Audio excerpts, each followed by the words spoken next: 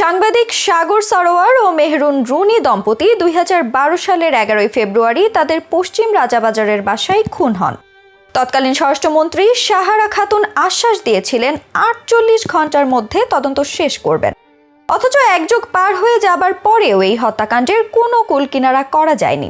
এমনকি তদন্ত প্রতিবেদন দাখিলের তারিখ পিছিয়েছে 110 বারের মতো। তবে তত্ত্বাবধায়ক সরকারের এই সময়ে সাগর রুনি হত্যাকাণ্ডের রহস্য উন্মোচন হবে বলে বিশ্বাস সবার। আইন বিচার ও সংসদ বিষয়ক উপদেষ্টা ডক্টর আসিফ নজরুল বলছেন, এই বিচার না হলে জাতির কাছে আমরা দায়ী থাকব।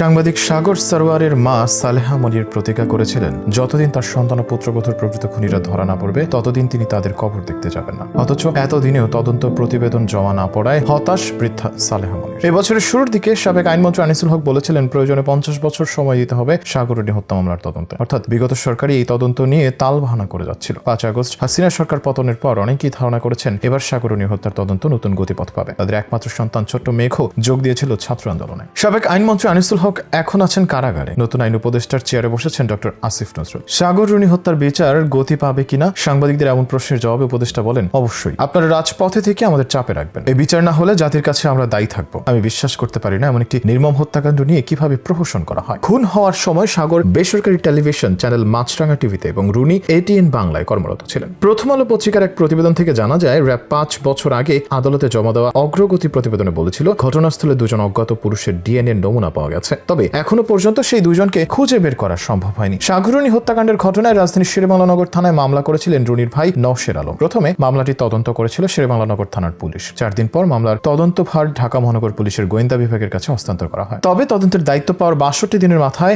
2012 সালের 18 এপ্রিল হাইকোর্টে ব্যর্থতা স্বীকার করে ডিবি। এরপর আদালত র্যাবকে মামলা তদন্তের নির্দেশ দেন। তখন থেকে মামলার তদন্ত করছে র্যাব। 2017 সালের 15 মার্চ র্যাবের পক্ষ থেকে ঢাকার চিফ মেট্রোপলিটন ম্যাজিস্ট্রেট আদালতে সর্বশেষ অগ্রগতির প্রতিবেদন জমা দেওয়া হয়। ওই প্রতিবেদনে বলা হয়, ঘটনার একমাত্র প্রত্যক্ষদর্শী মাহির জবানবন্দি রেকর্ড করা হয়েছে। ঘটনায় জড়িত থাকার অভিযোগে গ্রেফতার করা হয়েছে 8 জনকে। র্যাব আরও জানিয়েছিল, তখন ঘটনাস্থল থেকে পাওয়া DNA নমুনা পাঠানো হয় যুক্তরাষ্ট্রের ফরেনসিক ল্যাবে। DNA প্রতিবেদনে ঘটনাস্থলে অজ্ঞাত 2 পুরুষের উপস্থিতির প্রমাণ পাওয়া যায়। তাদের খুঁজে বের করার চেষ্টা চলছে। যে 8 জনকে গ্রেফতার করা হয়েছিল তাদের মধ্যে 5 জন অন্য একটি খুনের মামলার আসামি। তাদের বিরুদ্ধে চুরি ও ডাকাতির অভিযোগ রয়েছে। তারা এখনো কারাগারে। বাকি 3 জনের একজন রুনির পূর্ব পরিচিত তানভীর আহমেদ, যিনি জামিনে রয়েছেন। ভাড়ার বাসাটির নিরাপত্তারক্ষী এনামুল কারাগারে এবং পলাশ রুদ্রপাল জামিনে রয়েছেন। সাংবাদিক দম্পতি সাগর রুনি খুনের রহস্য উদ্ঘাটন না হওয়াকে দুঃখজনক বলে মন্তব্য করেন সাবেক আইনমন্ত্রী ব্যারিস্টার শফিক আহমেদ। তিনি বলেন, 1 যুগ আগে নৃশংসভাবে সাগর রুনি খুন হয়ে গেলেন, অথচ খুনের প্রকৃত কারণ বের করা গেল না। সেটি অগ্রহণযোগ্য। তিনি বলেন, খুনিদের শনাক্ত না করা গেলে আইন শৃঙ্খলা রক্ষাকারী বাহিনীর তদন্তের সক্ষমতা নিয়ে প্রশ্ন উঠবে। 2023 সালে এক প্রতিবাদ সমাবেশে ঢাকা রিপোর্টার্স ইউনিটের সাবেক সভাপতি রফিকুল ইসলাম আজাদ বলেন, 21 বছরে র্যাব তদন্ত প্রতিবেদন জমা দেওয়ার জন্য 95 বার সময় নিয়েছে। বিচার তো অনেক দূরের কথা, সাগর রুনির একমাত্র সন্তান মেঘকে সান্ত্বনা দেওয়ার কোনো ভাষা নেই। সাংবাদিক হত্যাকাণ্ডের বিচার হয় না। আমি জানি না সাংবাদিক খুনের মিছিল কত বড় হবে, কবে সাগর রুনি হত্যার বিচার হবে। তবে এবার নতুন সরকার গঠন হওয়ার পরে এই তদন্তের সর্বোচ্চ গুরুত্ব দেওয়া হবে বলে ভরসা রাখছেন সাধারণ জনগণ। বিশেষ করে আইন উপদেষ্টা আসিফ নজরুলের মন্তব্যে নতুন আশার সঞ্চার হয়েছে সবার মনে।